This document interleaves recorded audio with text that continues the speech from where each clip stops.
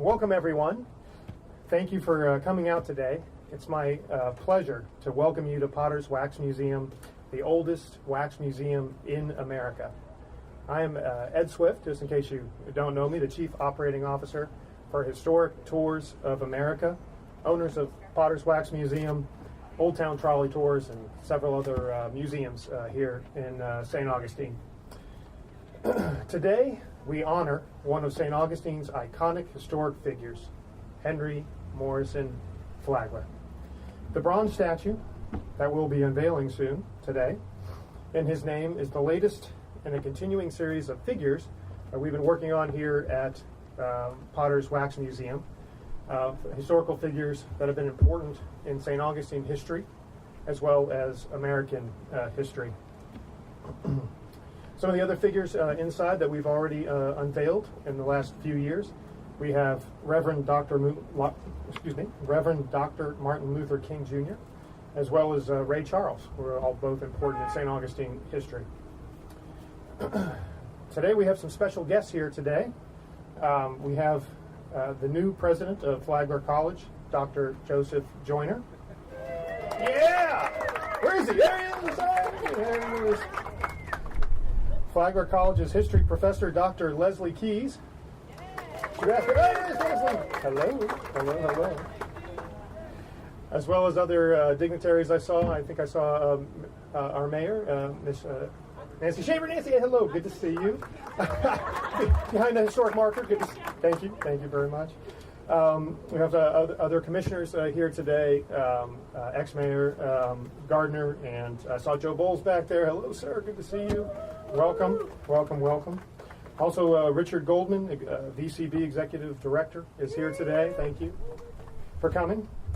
And Isabel Rodriguez Renault is also here from the Chamber. Yeah, thank you. All right. Also we have my father is actually here, who's the president of Historic Tours of America, Ed Swift III. And there he is. There's the guy. He kind of looks like me, but a little bit. And you'll have to forgive us. We have the exact same name, which is Ed Swift. So here to say a few words. The president of Historic Tours of America, founder, has flown in from Key West, and I'll turn the mic over to him. Thank you. I'm going to limp away. Excuse me.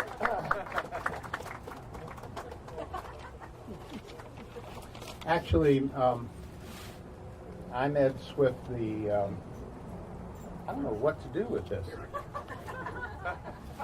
I'm Ed Swift III. He's Ed Swift IV.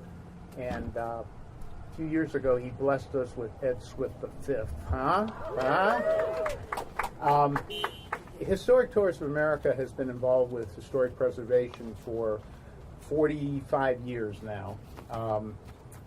We're headquartered in Key West and St. Augustine. We have our corporate offices both here and there, which kind of brings us to the man sitting on the bench today that we're honoring, Henry Flagler. Flagler started his railroad career here in, I think, 1885, and he finished it in Key West, 150 miles out to sea of the eighth wonder of the world, in 1912. And he changed the entire state. And you're going to hear more about Henry Flagler, and I don't want to take anybody else's glory in talking more about him. In St. Augustine, we've been involved with, of course, Potter's Wax Museum. I came to Potter's when I was 4 years old. This is the oldest wax museum in the United States. Started in 1948 by George Potter. We've been involved in the oldest store museum, which was Hamlin's General Store. Much of the merchandise in the oldest store museum, which was on Artillery Lane. And we have, I think, saved 5 buildings in St. Augustine from being torn down by moving them and resurrecting them. We've done 25 buildings in Key West, either moved or restored them, and are knee-deep in history in operating the Boston Tea Party ships and museum, and our very latest that our art crew, who is here today and will be introduced later, the American Prohibition Museum in Savannah, Georgia, and plus numerous other museums and attractions that deal with history. It's in our culture, it's what we do. And in fact, in St. Augustine, after Hurricane Irma, we have just finished, and on, I think it's September 13th. What date is that, Dave? That we're going to celebrate the renovation of the jail. We just finished spending over $1 million on it. And we didn't expect to spend $1 million on it, but we did. And the jail, of course, was one of Henry Flagler's most bodacious and interesting projects, a jail that looks like a hotel. Go figure. There's a story behind that which I won't go into.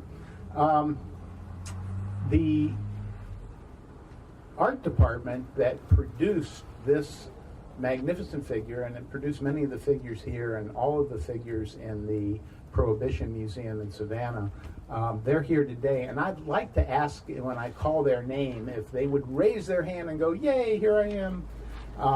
And the first person I'd like to recognize is Monty Triz. Where's Monty? Monty is across the street as usual. There he is. Monty's been with us for many, many years, and he is the head of the art department and runs a crew. Bree Serna is here. Bree, there she is. Chris Williams, where's Chris? There's Chris. Nicole Alvarez,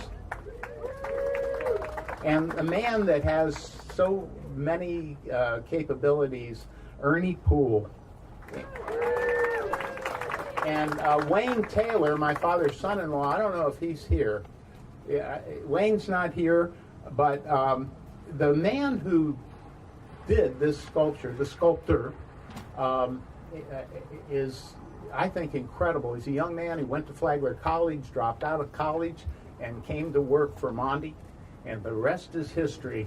And I'd like to introduce Cody Wicker. Cody, could you come up here? Cody's going to tell you just a little tiny bit about what he did on this statue. So the statue starts with drawings. First, before that, we actually do a lot of research of what the figure, or who the person that we're going to be sculpting is, and what he did, and everything about that. And then also what we do is we do a bunch of drawings, and after the drawings, we will move into the sculpting with clay. And when we sculpt it in clay, it slowly starts to get closer and closer to who the person is. And in that research, we try and get a little bit closer. You know, I didn't really want to go too much into the process of it. I do want to just acknowledge that it was a lifelong dream of mine to be able to accomplish this, to have some sort of statue that means a lot to me and my hometown, St. Augustine, Florida. And I want to thank you, Ed, for giving me the opportunity to be a part of that and fulfill that dream for me. And also, I do want to acknowledge our department again, Chris, Bree, and Monty, Ernie, and Wayne, because it absolutely would not have been possible for me to accomplish this without their dedication and efforts. How old was Flagler? Flagler was in here, right here we have him depicted in his late 40s when he was in St. Augustine. So you have a lot of the photos that you see, he's a little bit older when he was in St. Augustine, but we wanted to have him depicted here in his 40s or so. Thank you. Yeah. Thank you. I'd just like to tell you that we have completely renovated and are reopening next month, and the art department's been working on Flagler, the reopening of Flagler Station in Key West, in the old Trumbo rail yard. It was kind of interesting. When we built this building 20 years ago, we used some of the original woodwork that was on the building, some of the knees and things, and it was very exciting doing this. We have one of the original FEC payroll cars, and I think if you get a chance when you come to Key West, go see this little museum. It's very inexpensive. It's $5. You can get in for free if you tell them you know me. But anyway, thank you all for coming out today. Son, who's next? All right. Oh, there you are. All right. I just wanted to acknowledge one more person I left off my list. John Regan is here, our city manager. Thank you for coming out, John. I appreciate that. Well, as we all know, St. Augustine Flagler, here in St. Augustine, Flagler was a genius. He was part of the founding of Florida tourism as well as tourism here in St. Augustine. Built many beautiful buildings here in town, many beautiful opulent hotels. One of the most famous, of course, is the Ponce de Leon Hotel, which was later to become Flagler College. And I'd like to bring up now Leslie Keyes, who is going to talk a little bit about Henry's influence here in town. Ms. Keyes is the Flagler College history professor and nationally recognized historic preservation specialist. And she's also an author. Hotel Ponce de Leon, The Rise, Fall, and Rebirth of Flagler's Gilded Age Palace. Thank you, Leslie. Appreciate it. Good timing, Leslie. Good afternoon. We in St. Augustine are fortunate. We witness the results of Henry Morrison Flagler's entrepreneurship daily. Our city and our skyline reflect his influence, his imagination, and his industriousness. This father of modern Florida began his second career here. On January 2nd, 1882, Flagler's 52nd birthday, he joined with John D. Rockefeller and 7 other men to create the Standard Oil Trust. A few months later, Flagler and Henry Plant of Tampa joined with 9 northern businessmen to establish the Plant Investment Company and develop the southernmost frontier of the United States, or Florida from Orlando south. Over the next 30 years, Flagler dedicated himself to that mission. From the towers of the Hotel Ponce de Leon to the design of the nearby Hotel Alcazar, or Leitner Building, and the Casa Monica Hotel, to the spires of the Cathedral Basilica, the Grace United Methodist Church, and Ancient City Baptist Church, to the remarkable Memorial Presbyterian Church where Flagler is entombed, St. Augustine's skyline epitomizes his commitment. The model land company neighborhood, the old jail, the city's brick streets, carriage rides, excursion boats, North Beach, South Beach, all evidence Flagler's vision for the city. Baseball, golf, tennis, croquet, yachting, swimming, and fishing, he showcased them here first. As a patron of the arts, he sponsored up-and-coming artists and collected what became recognized over time as masterpieces. They adorned the walls of his hotels for the benefits of his guests. Today, several works are exhibited nationally, including in the National Gallery of Art and in the White House. Nearly 60 paintings were given to Flagler College and hang in the former Hotel Ponce de Leon today. Flagler founded the Florida East Coast Railway that linked his hotels along the Atlantic coast from Jacksonville to Key West, with the overseas extension recognized, as Ed 3 noted, as the 8th wonder of the modern world. He sponsored segments of the Atlantic Intracoastal Waterway, founded the precursor of Florida Power and Light, and established the cities of West Palm Beach and Miami. His steamship lines provided service from Miami to his hotels in Nassau in the Bahamas, and to the cultural richness of Havana, Cuba. In 1902, Mary Lily Keenan Flagler commissioned a bronze statue of her husband. He was 72 and requested that it not be installed until after his death. And he wasn't finished in Florida yet. He needed another decade to complete that railroad to Key West. On his birthday in 1916, 3 years after his death, the statue was unveiled at the FEC headquarters on Malaga Street. In 1973, 45 years ago, and after a few years in the Leitner Garden, the statue of Flagler was installed at the entry to Flagler's most iconic and his original Florida investment, the Hotel Ponce de Leon, the centerpiece of Flagler College. On a personal note, over the past 4 decades, I have experienced all of the places and the pastimes that I just described. It is a pleasure to participate in unveiling the newest representation of Henry Flagler, introducing another chapter in our city's rich history. Thank you.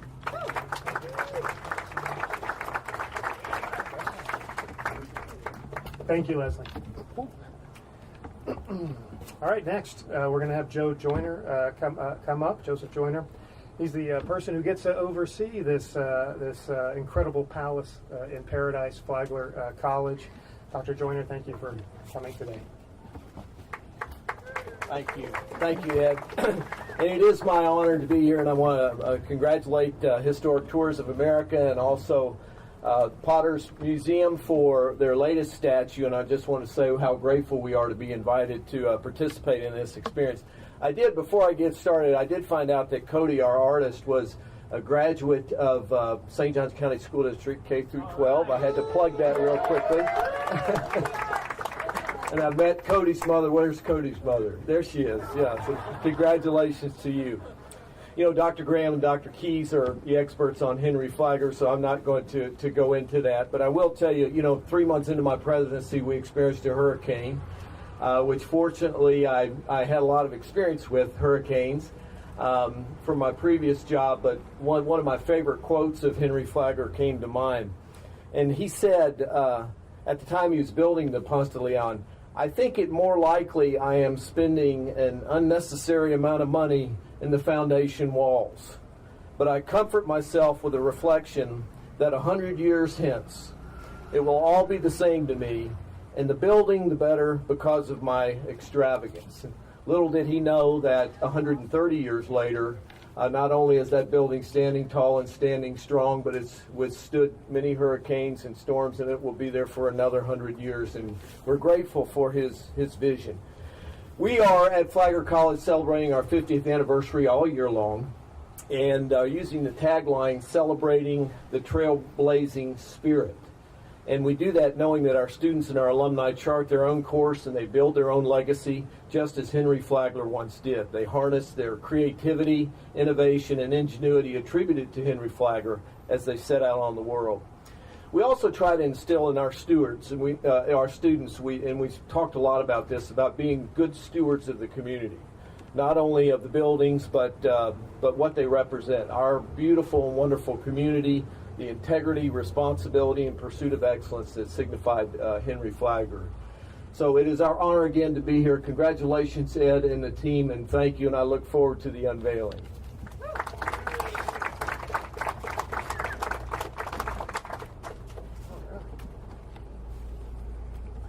Thank you, Mr. Joyner. Appreciate it. Well, we're going to be unveiling the statue here in just a few seconds. I'm very excited about it. But we also have a likeness of Mr. Flagler, part of our wax figure collection, inside, which the public has not seen to yet. So we're going to gather some of our dignitaries. Fine. Thank you for the introduction. Mr. Flagler, you have a few words Your you words wish to have touched say? me.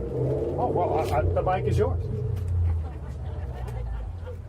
As you can see, the reports of my demise are greatly exaggerated.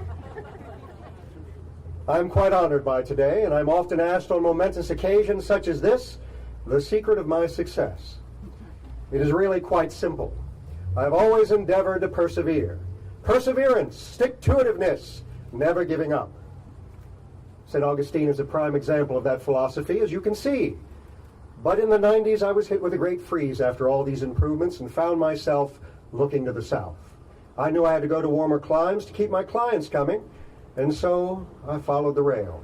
It only went to Ormond Beach. So I went to the Florida legislature and I said, "Gentlemen, I will at my own expense lay rail line to the south of Florida and open it for commerce for everyone." They were very excited. I said in return I would like 8,000 acres of land on either side of the rails for each mile of track that I lay. They agreed. So as quickly as I could, I laid the railroad to the south, and when I reached the Bay of Biscayne, the people were so happy to see me. They wanted to rename the town Flaglerville. I insisted they keep the native name of Miami. But my work was not done. I knew the new Panama Canal would mean opportunity. The closest deepwater port was in Key West. And so I knew I had to go there. And that's when Dr. Anderson turned to me and said, "Hank, you will need a keeper." They didn't think it could be done. We found a quick-drying concrete in Germany. We built the old Roman arches for trestles, one after the other, across mangroves and dots of mud. There was great loss of life. But finally, I rode triumphantly on my private car, the Rambler, into Key West. So perseverance is my message today, and this statue is dedicated to that in my mind. And if anybody ever tells you something can't be done, I say you look them square in the eye and say, move aside. I'm going to Key West. Thank you for this great honor. Thank you, Mr. Flagler. All right, now we're ready. Now, I think so. Thank you for traveling back in time to see us, Mr. Flagler. I appreciate that. So we're going to get the speakers up here. If you guys could come up here, and we're going to try to get one picture after we do the unveiling. So wait for your selfies until we can get one really good picture with our dignitaries. I'd also like to invite our mayor up and our city manager, if we could have you guys come up as well. And we're going to unveil the statue here all at once, and you guys can see HTA, Historic Tours of America's Art Department's beautiful work, Cody's beautiful work. And let's get this picture. Come on, everybody. Come on up. Oh, okay. Oh, and we're going to do a ribbon cutting. Okay, so we're going to do a ribbon cutting, unveiling, and then ribbon cutting. All right, here we go. And I am not going to do the unveiling. So, Father, you lead the group there. So.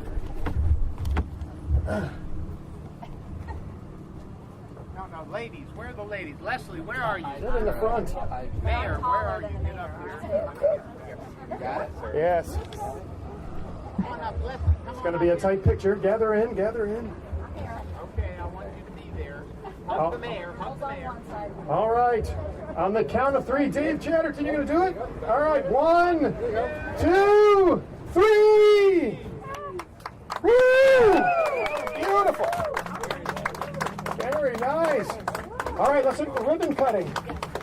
We have the big scissors and the ribbon. We're doing it.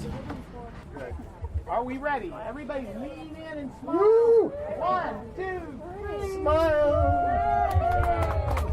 All right. So remember, there's the wax figure inside. You just go through these doors if you want to see the Henry Flagler wax figure. Who's going to get the He's open for selfies. Who's in? Come on. Thank you all for coming out very much. I really, really appreciate the time. Thank you.